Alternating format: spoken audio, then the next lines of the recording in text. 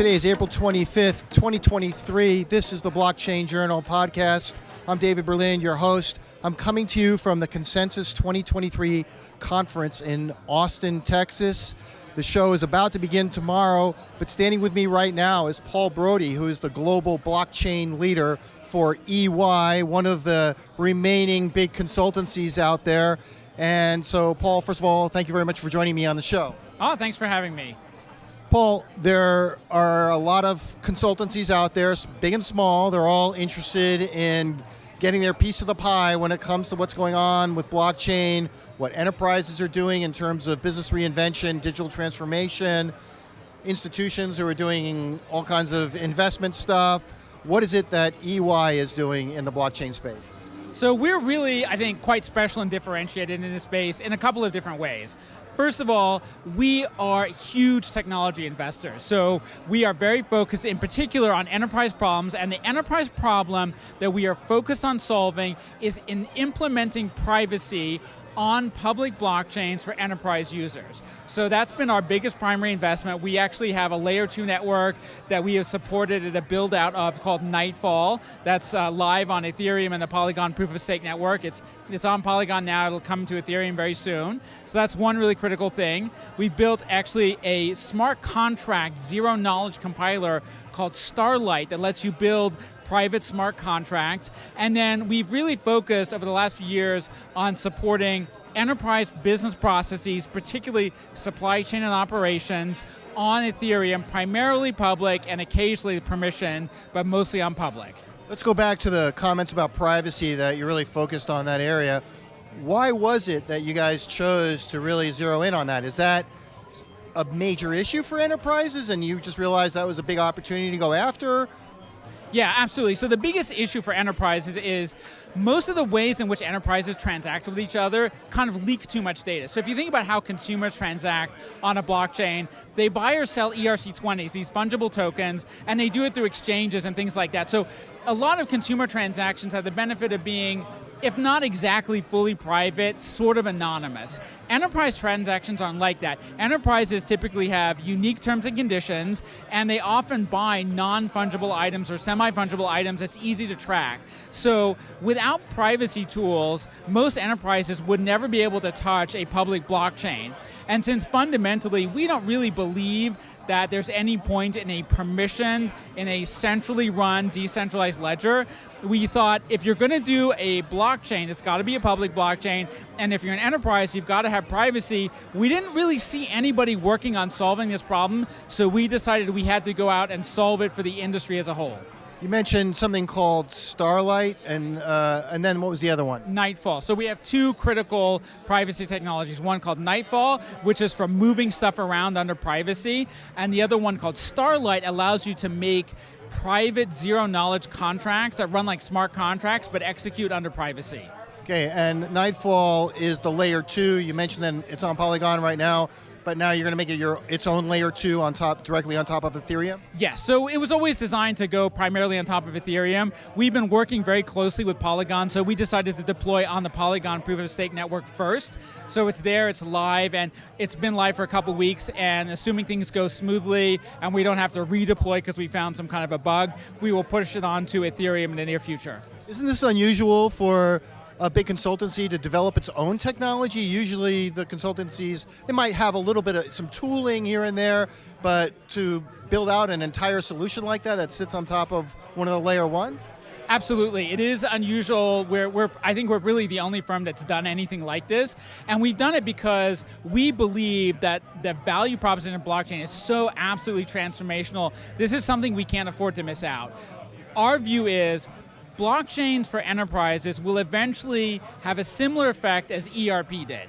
Right, so in the 80s and 90s, companies started using ERP systems to stitch all of their internal processes together, common process, common data, and it was like a $400 or $500 billion a year business, right? I expect the same thing to happen with blockchain, but instead of it being inside of the enterprise, it's really about stitching together these business ecosystems so you can follow products and assets from one company to another.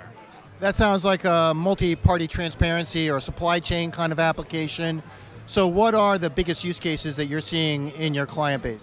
So in the long run, I always say, like, if you think about how enterprises transact with each other, they really comes down to, I've got money, you've got stuff, and we're exchanging my money for your stuff under the terms of an agreement. So in the long run, I believe every single B2B transaction is a candidate for transition to the blockchain. Where we're starting right now is supply chain transactions, product traceability, emissions tracking and carbon offset tracking, and then, of course, our first smart contract privacy-enabled product will actually be a procurement product. Why does all of that have to be moved onto the blockchain? Aren't the current technologies more than sufficient?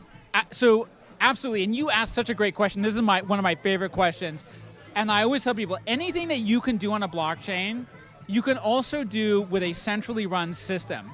The issue, the value proposition is, do you want to use a centrally run system? Because all centrally run systems are basically future potential monopolies, right? They all follow Metcalfe's law, which is eventually that network becomes so powerful you have no other choices. And so if you want to retain your strategic independence in a digital world, you need to run on an ecosystem where there is no central controlling entity that can exert power over your business by in control of the integration with others. Well, that's been a long time issue with all technology, because if you acquire some technology, bring it into your portfolio, and then you become addicted to it so badly that you can't get off of it because the cost of switching is unbearable, well, then now that company controls everything. And we've seen that with some pretty big technology companies where they just suddenly start jacking the price up of the software that's on everybody's computer,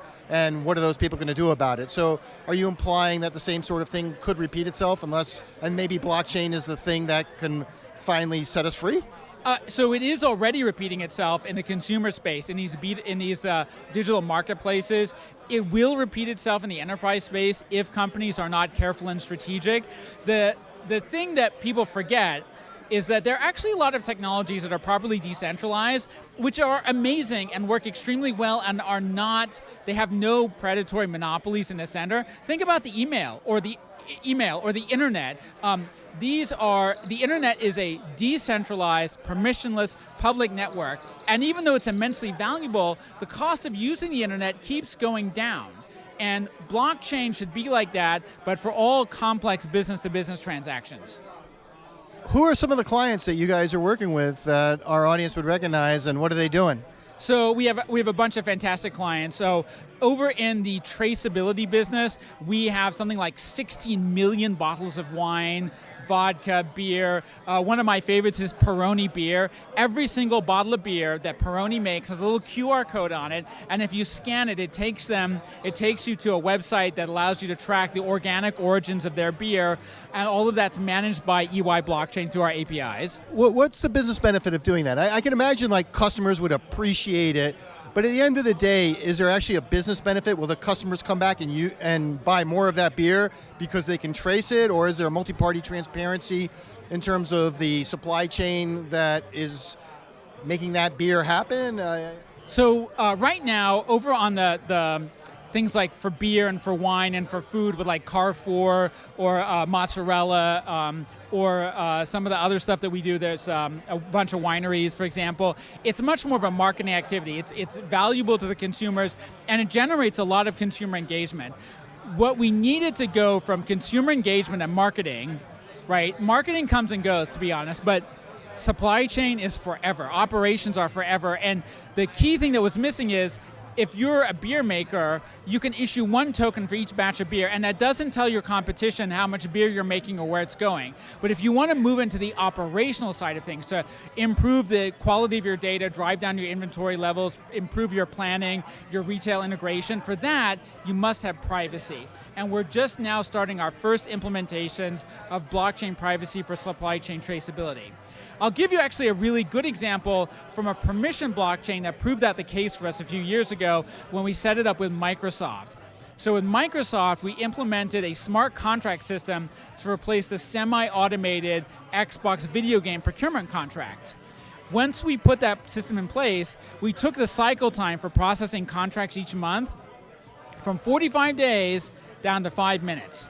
That's an incredible cycle time and probably about 40% lower cost. So we know this works if we can scale it up onto public blockchains. And so that's, even though permission chains are not ideal, they've been a useful testing ground. Now we're really starting to deploy on public chains with mission critical business applications in mind. Is the practice divided into units? I noticed that at some of the other firms, there's a tax advisory, there's an audit unit, there's a consultancy. They're broken up in a variety of different ways. How is EY structured? So we still have those same kind of rules, and in particular, it's super important, for example, for our auditors to be operationally independent of other parts of the business. What's different about what we're doing is that we have a global blockchain team, we have a global blockchain engineering group, R&D, and so even, for example, all of our audit clients, they use, our audit teams use a software that's built for them by the global team, where I think we're really the only big firm that makes our own blockchain analytics, blockchain security, blockchain software tools for financial statement audits, for example. Pay a lot of attention to what's going on in Washington because you have to help your clients navigate the shifting regulatory perimeter. We do, absolutely. Huge issue for our clients and having a very big impact in a short run on how they think about the market. Paul Brody, the global blockchain leader for EY. Thanks for joining us on the Blockchain Journal podcast. Thank you for having me.